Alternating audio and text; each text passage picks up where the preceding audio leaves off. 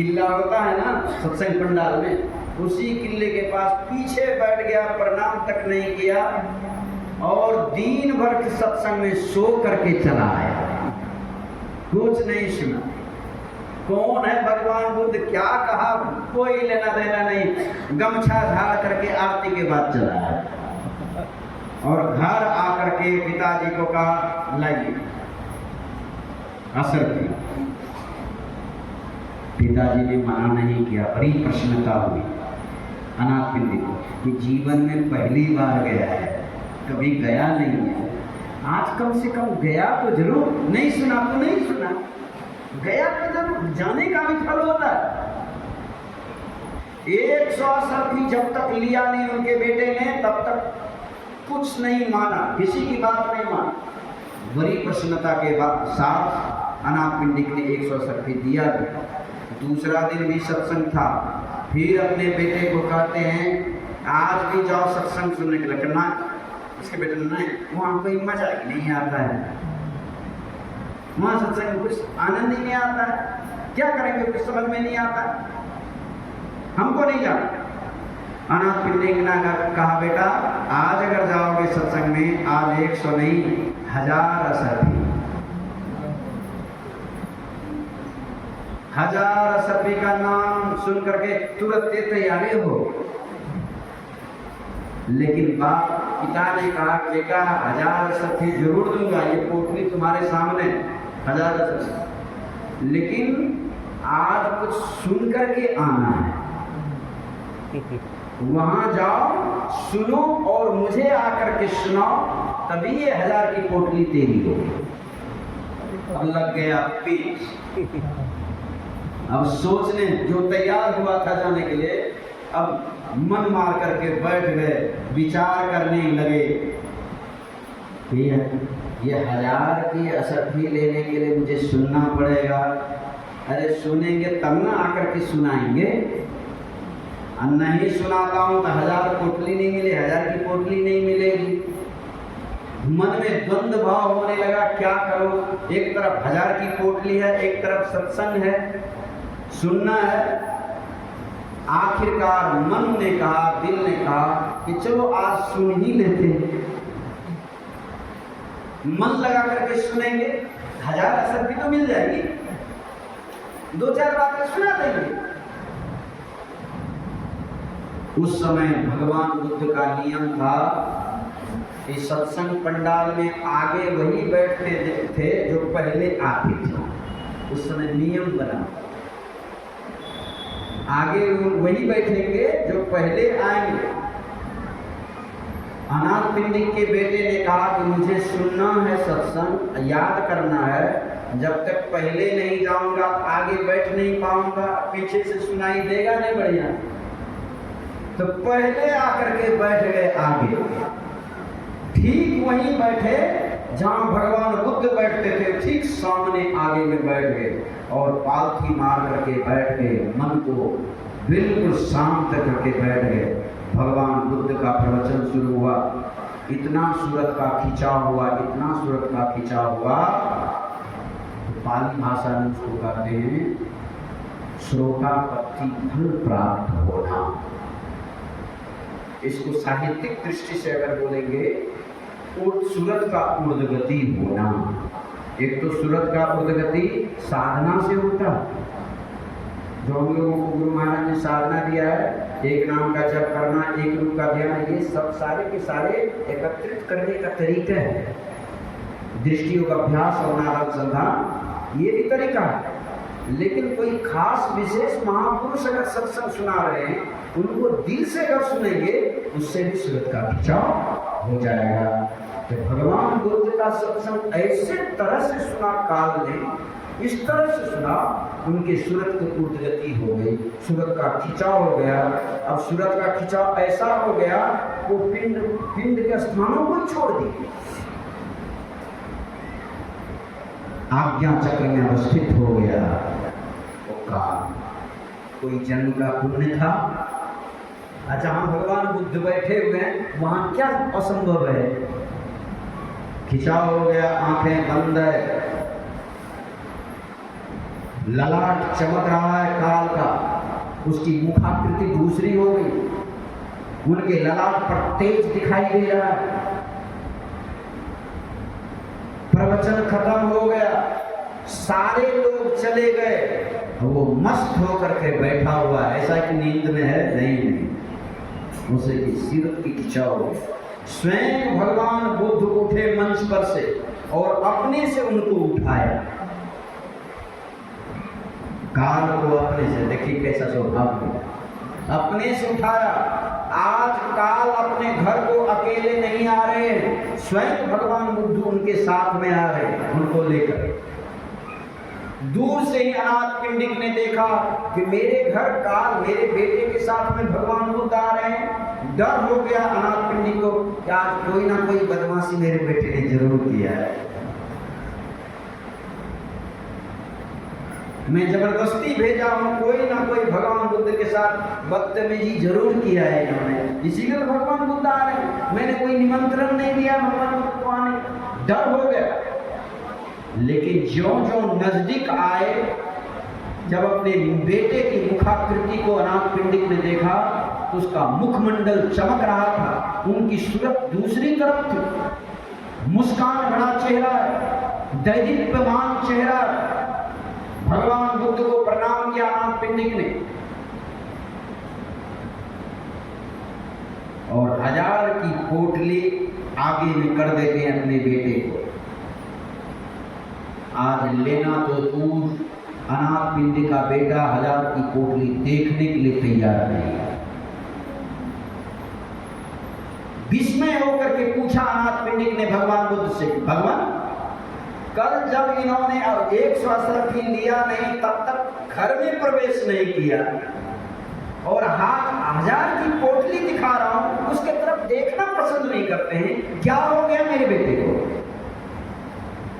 भगवान बुद्ध ने कहा, अनाथ पिंडिक, आज तेरे बेटे को वो संपत्ति मिली है जिस संपत्ति के सामने तीनों लोगों की संपत्ति इसी को कहते हैं श्रोता प्रतिफल। ये दूसरी रति मन कथा प्रसंगा, मन लगा कर सुनने। तीसरी भक्ति क्या है? गुरु पद पंकज सेवा, तीसरी भक्ति अमान। गुरु के चरण कमल की सेवा करना दो तरह से होता है, सेवा दो तरह से, एक तो शारीरिक सेवा, दूसरा उनके आज्ञाओं को मानना, ये भी सेवा।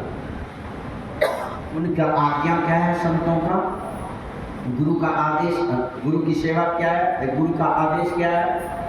आज्ञा क्या है? हम लोग सवेरे सवेरे स्तुति विनती में रोज गाते हैं, सत्संग नित्य, अरूप ध्यान नित्य, रहिए करत संलग्न हो, व्यभिचार चोरी नशा हिंसा झूठ तर्क, यही ना आदेश है। अगर इसको दृढ़ता के साथ इनका अनुकरण कर रहे, इनका अनुसरण कर रहे, तो गुरु की आज्ञा का पालन हो रहा है, ये तीसरी भक्ति में दाखिला है। चौथी भक्ति क्या है? चौथी भक्ति है कपट छोड़ करके भगवान के नाम का स्मरण करना, भगवान की महिमा का गुणगान करना, ये चौथी भक्ति है। कपट छोड़। मैं कभी कभी गाता हूँ, हाथ सुमरनी पेट कतरनी, पढ़े भागवत गीता रे, हृदय शुद्ध किया नहीं गोरे, कहत सुनत दिन बीता रे, नाम भजा सो जीता जग में, नाम भज। जो मुख में आ रहा है वही भीतर में होना चाहिए। देवराहा बाबा ने कहने की कृपा की थी, कुछ देवराहा बाबा ने, जिसका मनसा वाचा कर्मना एक नहीं है, शास्त्र से दुर्जन की संज्ञा देता है। और परम संत बाबा देवी साहब ने क्या कहा? सच्चा उपदेशक वो है जिसके मन वचन और कर्म में भेद नहीं है।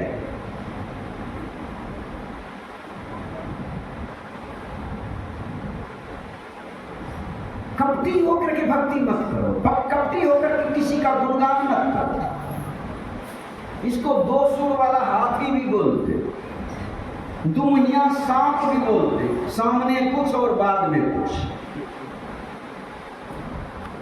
ऐसा पांचवी भक्ति क्या है? पांचवी भक्ति है गुरु प्रदत्त मंत्र को विश्वास पूर्वक जपना। गुरु ने जो मंत्र बता दिया है उस विचारों में हील डोल नहीं होना। ये मंत्र जाप पांचवी भक्ति है। मंत्र जाप दृढ़ मजबूती के साथ विश्वास पूर्वक जपना, ये पांचवी भक्ति है जो गुरु ने बता दिया। अब करने की जो जरूरत है, इधर उधर भागने की जरूरत नहीं और विचार लेने की जरूरत नहीं। अब मन लगा करके करना, जो मिल गया उनको मन लगा करके। कुछ लोग तैरने के ख्याल से यहाँ भी दीक्षा लेते हैं, वहाँ भी दीक्षा लेते हैं, यहाँ भी दीक्षा लेते हैं, वहाँ भी, वो तैरने में जीवन बर्बाद, करना धरना कुछ। गुरु पर विश्वास, 17वां को गुरु। एक हरिद्वार में महात्मा है, अभी वे दूसरे संप्रदाय के हैं, उनका नाम है अर्जुन पुरी जी महाराज। उनके आश्रम पर मैं गया, विदेशों में उसका प्रचार हो गया। तो उन्होंने एक कथा कहा, उनके जो आश्रम पर गए, उन्होंने कहा कि मेरे पास एक बूढ़ी माई आई दीक्षा लेने, 70 वर्ष की बूढ़ी, 75 वर्ष की उम्र हो गई थी। तो मैंने नीचे से ऊपर देखा उनको। अर्जुन पुरी जी महाराज कहते हैं कि मैंने ऊपर से नीचे देखा कि ये बूढ़ी माई, आपको शरीर भी निर्भर दुर्बल हो गया है, शरीर में ताकत भी नहीं, भजन बता भी देंगे तो क्या करेंगे, कैसे करेंगे? तो बाबा ने, महाराज जी ने पूछा, अर्जुन पुरी जी महाराज ने पूछा उन माई से कि माई इतनी उम्र हो गई है अभी तक दीक्षा नहीं ली? कहा महाराज जी क्या बात करते हो, 4 गुरु कर चुके हैं अभी तक। कहा 4 गुरु कर चुकी है तो मेरे पास क्यों आई? कहा क्या बताऊं महाराज जी। उस बूढ़ी माता ने कहा कि पहला जब गुरु किया वो गुरु साल 6 महीने टिके मर गए, फिर मैंने दूसरा गुरु किया, वो भी तो 2.5 साल तक जिंदा रहा गुरु, वो भी मर गया। तीसरा गुरु किया, वो भी 3-4 साल रहे, वो भी मर गए। चौथा गुरु किया, 6 महीना पहले मरा। अर्जुन पुरी जी महाराज ने हाथ जोड़कर माई से कहा माता जी ये थाली उठाओ प्रसाद का, भागो भी तो मेरा नंबर आ जाए। क्या इस तरह गुरु किया जाता है? क्या इस तरह गुरु करते हैं? नहीं। गुरु में विश्वास करें, अगर ठीक ठीक साधन मिल गया है तो बस करने की जरूरत है, अभी जरूरत भटकने की जरूरत नहीं। गुरु मरते नहीं। गुरु महाराज जी कहते हैं अपने बराबरी में, जागृत जिंदा सतगुरु जग में सब जिनको कर जोड़ा है। सतगुरु मरते नहीं, चोला छोड़ते हैं, शरीर छोड़ते हैं, सब। हम लोग मरते, हम साधारण लोग मरते। जो इंद्रियों के गुलाम है वो मरता है, जो इंद्रियों के गुलामी को, बेड़ी को तोड़ डाला है वो मरते नहीं है।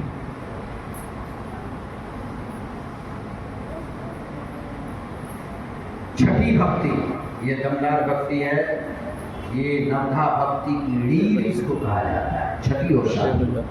मैं वाणी को विराम दूंगा ये पढ़ करके, अब गाएं नहीं, थोड़ी देर के लिए। छठी सातवीं भक्ति कह करके मैं वाणी को विराम दे देता हूँ।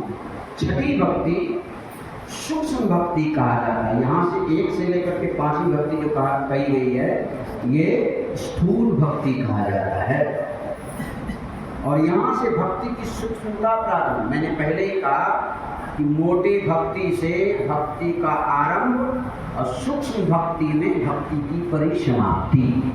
ठीक है, मोटे भक्ति से भक्ति की शुरुआत करो, और भक्ति शुरुआत कर देना ये काफी नहीं है, बस काम खत्म नहीं हुआ है। भक्ति की समाप्ति भी, जैसे यहाँ पूज्य हरिराम बाबा ने ये आयोजन किया, यहाँ के आयोजक लोग, ग्रामीण वासी लोग ये आयोजन किए हैं नवरात्रा के अवसर पर। ये ध्यान से देख, ये केवल शुरू हुआ है कि ये खत्म भी होगा ना। जैसे सत्संग शुरू हुआ है इसका समाप्ति भी है, समय पर समाप्ति भी हो।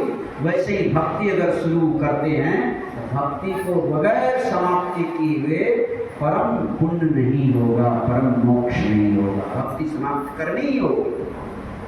तो भक्ति आरंभ काल से 1 से लेकर के 5वीं भक्ति तक की आरंभ काल कहा जाता है।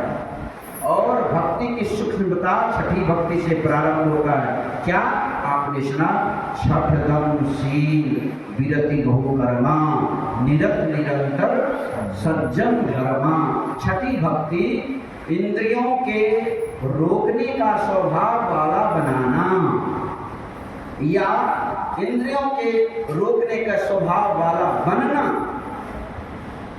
ये है 6ठी भक्ति। अब थोड़ा सा इसमें गंभीरता में जाएंगे। इंद्रियों की संख्या 14। कितनी इंद्रियों की संख्या है? 14। 5 कर्मेंद्रियां, 5 ज्ञान इंद्रियां, 4 अंतःकरण की इंद्रियां।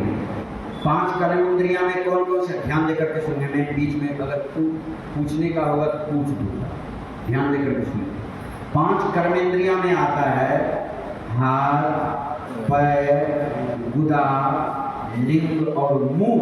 इसको कर्म इंद्रिय, मोटी इंद्रियां बोलते हैं। 14 में से 5 निकल गए, कितने बचे? 9। अब 5 ज्ञान इंद्रियां भी हैं।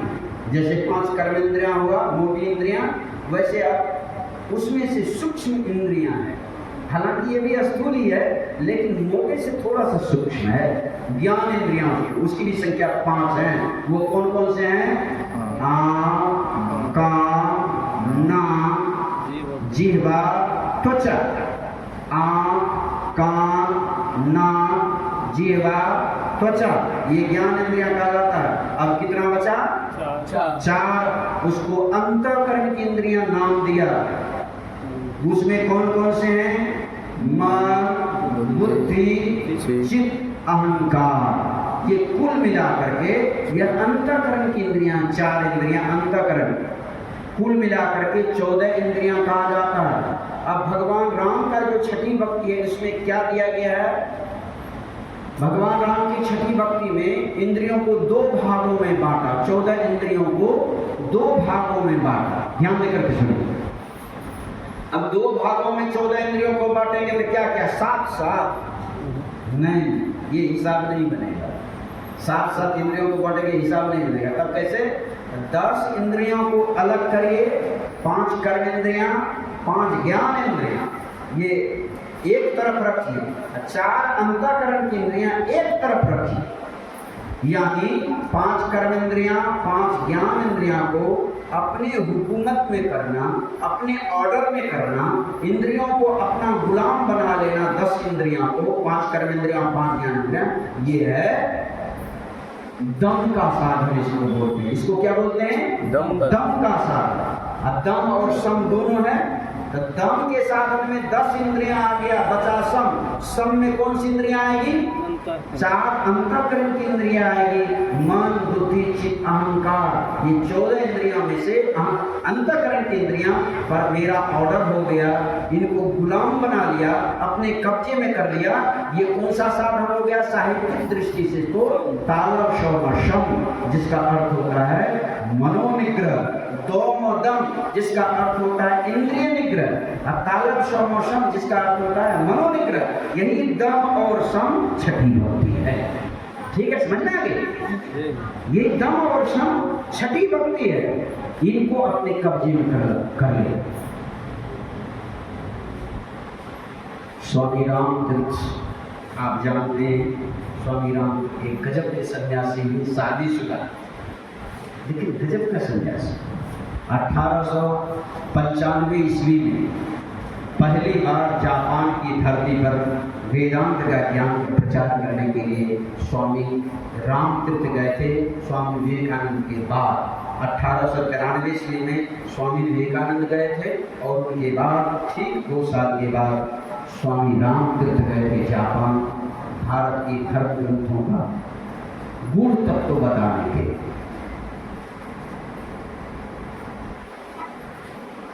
उनका एक दिन सेब खाने का मन हो गया। स्वामी रामतीर्थ पे सेब खाने का मन हो गया। बाजार गए, सेब खरीदा, और ठीक है से उसको छील करके प्लेट में काट करके सजाया और कुर्सी पर बैठ गए, टेबल पर प्लेट रख दिया, दोनों हाथ ऐसे दबा लिया। कहा रे मन, सेब खाने की इच्छा हुई थी ना, सेब रखा हुआ, खाओ। ना हम हाथ छोड़ेंगे, ना मुंह को आदेश करेंगे, तुम खाओ। कैसे खाता है? टेबल पर रखा रखा सेब सड़ गया, हाथ नहीं लगाया, मुंह नहीं लगाया। स्वामी रामकृष्ण ने अपने मन को समझाया कि फिर मुझे धोखा देने की कोशिश मत करो, मैं तुम्हें जो कहूं वो करेगा। इसको कहते हैं इंद्रिय निग्रह। इसको मनोनिग्रह और इंद्रिय निग्रह, ये दम और शम के साधन से 10 इंद्रियां एक तरफ, 4 अंतःकरण की इंद्रियां, ये दोनों ये साधना अपनाना पड़ेगा। ये प्रमुख 2 साधन हैं इस इंद्रिय निग्रह करने के लिए, मनोनिग्रह करने के लिए। उस साधन का नाम है दृष्टि योग अभ्यास और नादानुसंधान। इन 2 अभ्यास से यह मनोनिग्रह भी होगा और इंद्रिय निग्रह होगा। उधर तो प्रतिफल है, ये छठी भक्ति के बाद जो है वो तो हो ही जाएगा। सिया राम मैं सब जग जाने, कर्म प्रणाम जोड़ी चुपाने, ये तो हो ही जाएगा। सातम सम मोरी मैं जाएगा। ये अगर ये छठी भक्ति में हमको कामयाबी मिल गई, सफलता मिल गई, तो ये सिया राम तो हो ही जाएगा। ये सातम समय में जग देखा मोते संत अधिक कर लेगा, ऐसा स्वभाव तो बन ही जाएगा। और 8वीं 9वीं भक्ति तो रिजल्ट है। क्या रिजल्ट है? 8वीं भक्ति है यथालाभ संतोष और स्वप्न में भी किसी के दोष को ना है। दोष देखने में बड़ा अच्छा, इतना खुशी मिले छे दोस्त देखे में, लगा कि जमीन रस्ती है।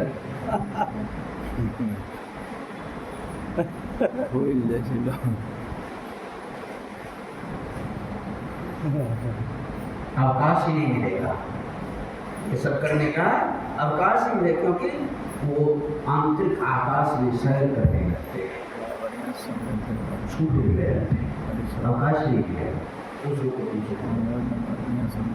ये 8वीं भक्ति है। 9वीं भक्ति क्या है? सरल होना, छलहीन होना और परमात्मा के अलावा किसी पर भरोसा नहीं करना, ये 9वीं भक्ति। ये तो वही, इसीलिए मैंने कहा 8वीं और 9वीं भक्ति रिजल्ट है। जैसे बच्चे लोग बोर्ड एग्जाम देते हैं, बोर्ड एग्जाम तक मेहनत है बच्चे को, रिजल्ट पाने में कोई मेहनत नहीं। पेपर मन लगा करके दीजिए, बच्चे लोग लिखे बढ़िया से, उधर एग्जामिनर को कहने की जरूरत नहीं है कि मुझे नंबर चाहिए, उसको कहने की जरूरत नहीं।